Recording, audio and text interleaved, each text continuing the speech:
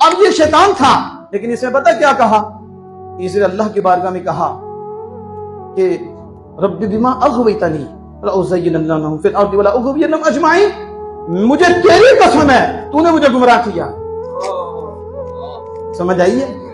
یہ بولی شیطان کی بولی ہے جو کہتا ہے کہ رب نے ایسا کیا ہے، رب نے اسے کافر بنا دیا ہے، رب نے اسے فاسق بنا دیا ہے، رب جو چاہتا ہے وہ کرتا ہے، تو رب نے ایسا کر دیا۔ بندے کا کیا قصور ہے؟ وہ شیطان نے بھی یہ کہا میرا کیا قصور ہے؟ تو چاہتا تو میں سجدہ نہ کرتا آدم کو، تو نے نہیں چاہا، تیرے فیصلے سے ایسا ہوا ہے، تو پھر تو نے مجھے گمراہ کیا ہے۔ پتا چلا یہ اللہ کی طرف گمراہی کی نسبت کرنا، برائی کی نسبت کرنا، یہ شیطان کا کام ہے، جو ایسا کرے وہ شیطان کا یار ہے۔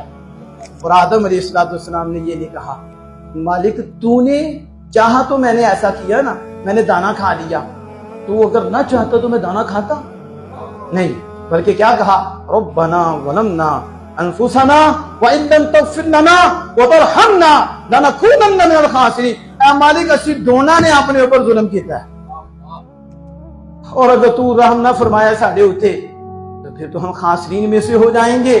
آدم علیہ السلام کے کہنے میں عاجزی بھی ہے اور اللہ کی طرف اچھائی کی نسبت ہے، اور شیطان کے کہنے میں تکبر ہے اور اللہ کی طرف برائی کی نسبت ہے، تو وہ مارا گیا۔